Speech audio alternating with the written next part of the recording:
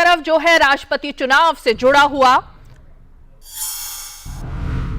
राष्ट्रपति चुनाव को लेकर प्रचार अभियान अब पूरी तरह से तेज हो गया है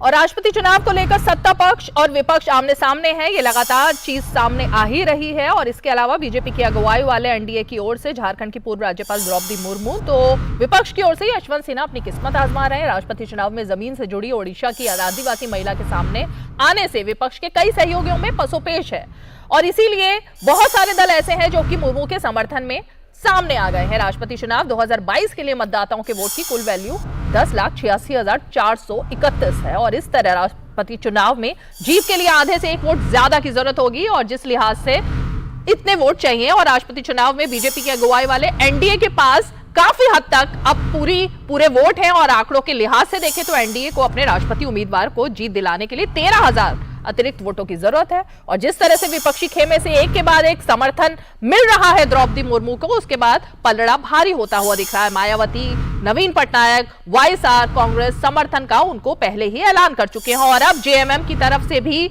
अगर देखें या फिर जेडीएस की तरफ से देखें तो दोनों ने ही संकेत दे दिए हैं कि वो भी एनडीए की उम्मीदवार द्रौपदी मुर्मू को समर्थन दे सकते हैं। हमारे साथ हमारे सहयोगी ऋषि कुमार सीधे जुड़ गए हैं इस खबर पर ज्यादा जानकारी के लिए।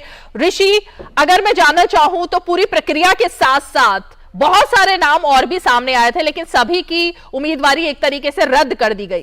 क्या खासियत रहती है इस तरीके के नाम आने की और उसके पीछे उनका हमने देखा है अलग अलग तरीके की दावेदारी रहती है, बड़ा दिलचस्प रहता है ये सब।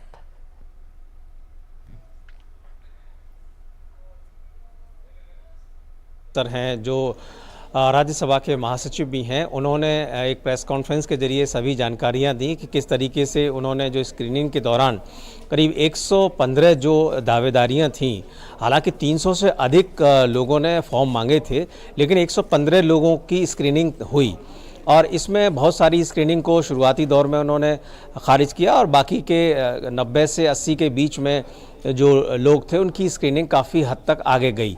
लेकिन इसमें जो सबसे दिलचस्प बात ये थी कि किसी भी दो उम्मीदवारों के अलावा किसी भी जो उम्मीदवारी का दावा करने वाले के पास कोई भी न तो फर्स्ट प्रपोजर थे ना ही सेकेंडर थे।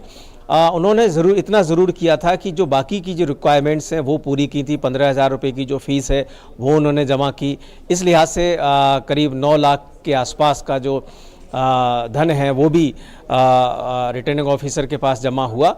लेकिन इसमें जो सबसे दिलचस्प बात ये रही कि अलग अलग जगहों से अंडमान निकोबार की बात करें हम या फिर नॉर्थ ईस्ट की बात करें, दिल्ली, उत्तर प्रदेश, सभी राज्यों से करीब 16 राज्यों से 115 उम्मीदवारों की जो स्क्रीनिंग की गई, उसमें सबसे दिलचस्प पहलू ये था कि वो इस बात का दावा कर रहे थे कि ये जो व्यवस्था है उसमें उन्हें जगह मिलनी चाहिए और उनको ये हक है, भारत का संविधान उन्हें ये हक देता है कि वो राष्ट्रपति का चुनाव लड़ें।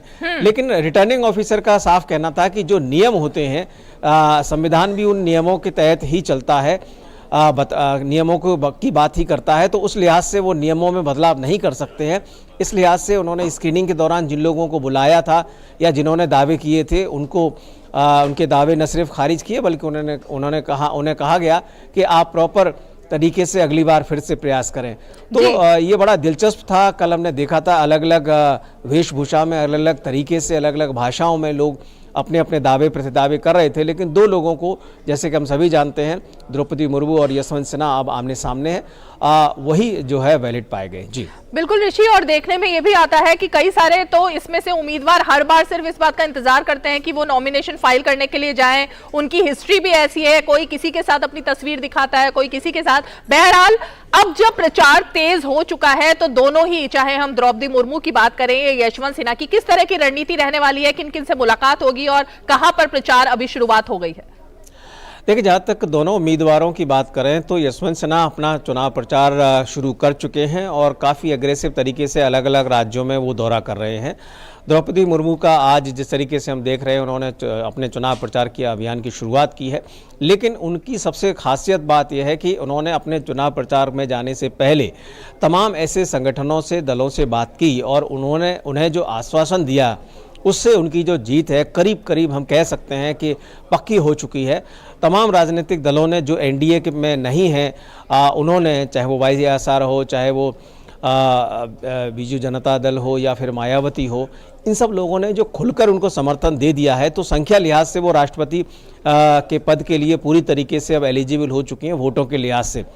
अब जो रास्ता है उन्हें ये तय करना है कि क्या पिछली बार के जो राष्ट्रपति चुने गए थे उनसे आगे उन्हें मत मिलेंगे, और इसके लिए भी उनकी जो कवायदें हैं, उनके जो प्रयास हैं और उनका जो पूरा का पूरा व्यक्तित्व है एक हम्बल पर्सनालिटी के साथ, और उन्होंने जो संघर्ष किया है इस बात को सभी लोग स्वीकार करते हैं। और उनकी जो बैकग्राउंड है उस बैकग्राउंड को देखते हुए उनको जो समर्थन मिल रहा है, मुझे लगता है उसमें वृद्धि ही होगी। और इस वृद्धि में कई ऐसे दल हैं जो अभी थोड़ा सा हिचक रहे हैं, और लेकिन मुझे लगता है कि वो चुनाव आते आते अपने पत्ते खोल देंगे। लेकिन दो दलों ने, जैसे कि आपने भी बताया कि जेएमएम और जेडीएस की तरफ से भी साफ संकेत मिल चुके हैं। उन्होंने जेडीएस के नेताओं के साथ फ़ोन पे बात की और उन्होंने कहा कि वो मिलना चाहते हैं, तो वहाँ से इसी तरीके के संकेत आए कि आपको मिलने की कोई आवश्यकता नहीं है और आपका जो आग्रह है वो करीब करीब स्वीकार्य है। तो इस तरीके से हम कह सकते हैं कि उनको जो समर्थन है वो बड़ी मात्रा में मिलने जा रहा है। और एक आदिवासी महिला जब अपने हम्बल बैकग्राउंड और संघर्ष के जीवन से जब आगे बढ़ती हुई दिखती हैं, तो उनके जो संघर्ष की गाथा में लोग ज़रूर अपने आप को एसोसिएट करेंगे और शामिल होंगे, और उनका जो कह सकते हैं कि जो उनका जो मार्जिन है वो शायद रिकॉर्ड मार्जिन बने। जी बिल्कुल ऋषि, और इसीलिए वोटों की जो संख्या दिखाई दे रही है और जिस तरह का समर्थन मिलता हुआ दिख रहा है पार्टी लाइन से हट करके, वो भी बेहद ही खास दिखाई दे रहा है। और इसीलिए आने वाले दिनों में जो दो दल जिनकी हम बात कर रहे हैं और आपने भी जिनका जिक्र किया, उनके बारे में भी खुलासा होगा कि वो आखिर कहां पर जाने वाले। बहुत बहुत शुक्रिया इस तमाम जानकारी के लिए ऋषि। और बुलेटिन में ले लेते हैं फिलहाल एक छोटा सा ब्रेक। आप देखते रहिए डीडी न्यूज।